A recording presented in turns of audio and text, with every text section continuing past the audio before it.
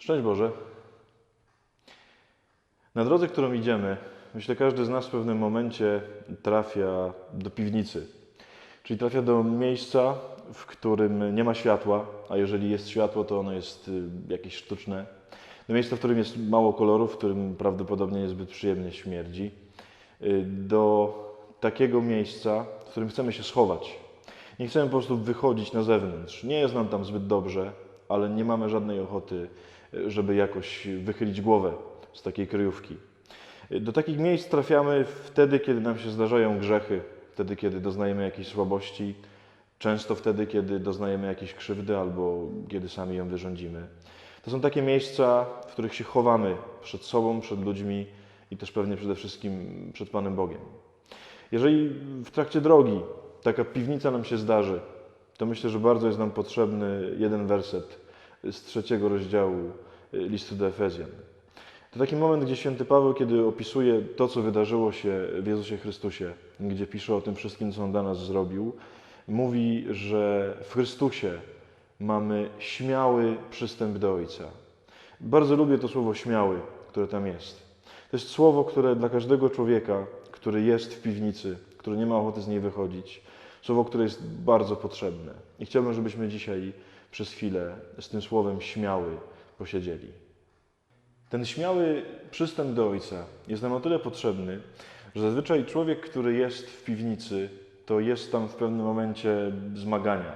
Można powiedzieć, że ta piwnica to jest często siłownia. Zło próbuje nas tam siłą trzymać, próbuje nas zamknąć w tej naszej słabości albo w grzechu, albo w jakiejś krzywdzie.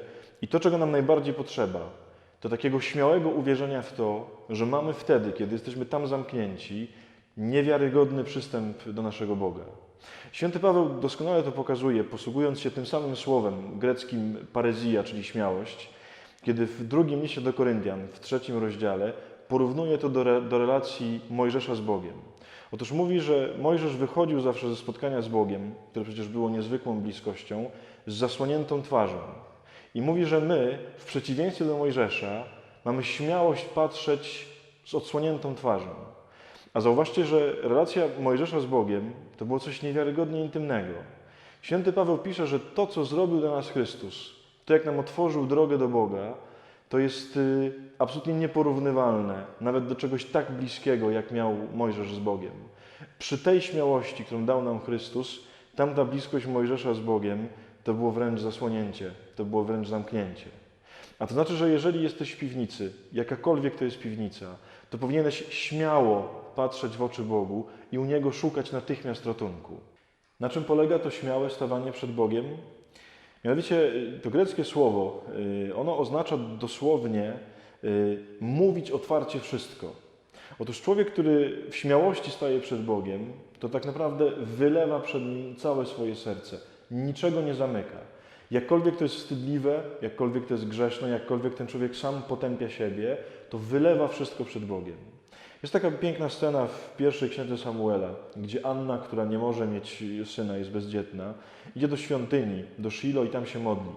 Modli się tak gorąco, tak bardzo intensywnie, że Heli, który na nią patrzy, siedzi na takim stołku w drzwiach świątyni, myśli, że jest pijana i zarzuca jej, że ona przyszła upojona do świątyni. Ona wtedy odpowiada, że to nieprawda, że jedyne co ona robi, to próbuje wylać swoje serce. Hebrajskie słowo wylewać swoje serce, podobnie jak ta śmiałość grecka, oznacza wręcz taki potop, wręcz jakiś rwący potok oddawania wszystkiego, co jest w człowieku. Jeżeli jesteś w jakiejś piwnicy, to najważniejszą rzeczą, jaką masz do zrobienia, to bez żadnego wstydu, bez żadnej żenady, bez żadnych oporów, wylej swoje serce przed Panem Bogiem. Daj Mu dostęp do wszystkiego, jakkolwiek by to było zawstydzające.